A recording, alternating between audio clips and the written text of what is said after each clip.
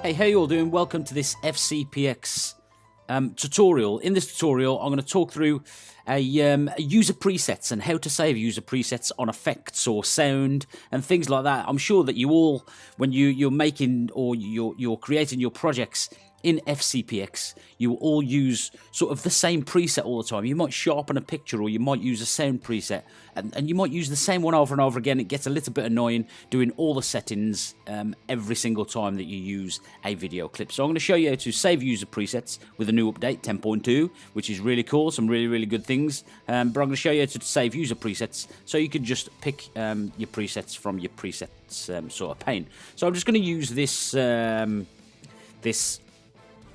intro sort of clip right here, simple intro clip right here that I've made, and I'm going to, first and foremost, I'm going to open up my my effects browser. So I'm just going to click this little button right here, and this will open up my effects and my effects browsers. If I want to drag this across, I can do so like so.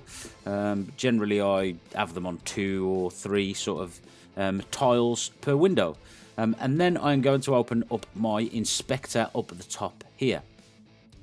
Now notice I've got all of my effects. If you want all video and all audio effects selected so you can scroll through and see them all, then you select this at the top. But if you want all video, you select here. All audio, you select here. I'm sure you know this, and hopefully I'm not teaching you really basic stuff there. But little tips, you always pick up little tips as well, which is good, seeing how other people use things, which is all good. So let's say, for instance, on a video clip, you always sharpen the image. So I've just, in the search down here, I've just typed SHAR and then sharpen will come up. So I'm just going to drag this sharpen to here, and then let's say, for instance, we also, on an intro clip, we always sharpen it, but we also use artifacts with it. We always use artifacts with it, but we use these in a certain way. So let me just get rid of this search right here. Always clear your search, because then if you look into, let's say for instance I was searching for artifacts, and then I was going to search, another quick tip, I was going to search in distortion. There's no artifacts in distortion, so sometimes it can confuse you a little bit if you've got a certain subject or a certain heading selected and there's no artifacts in that. So just make sure you go back to all, or you clear your search, and then all your effects will come back into view. So let's say, for instance, on this artifact, on the sharpen first, we always have it on 4. So I'm just going to type in 4 there, and you can see this on my sharpen. I always have it on 4.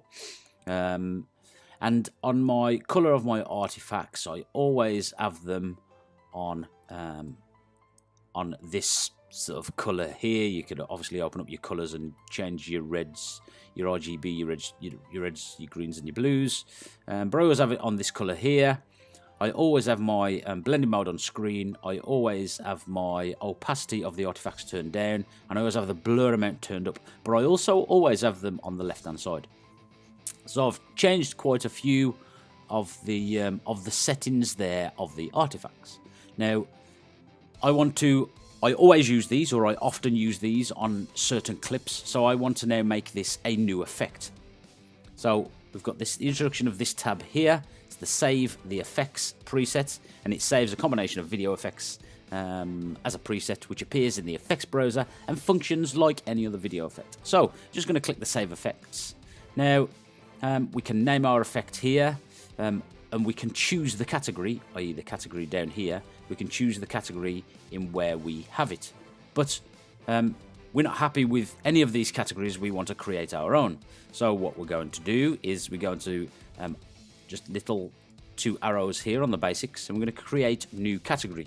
Then I'm going to call this one my presets. In fact, my video presets. I'm going to click create.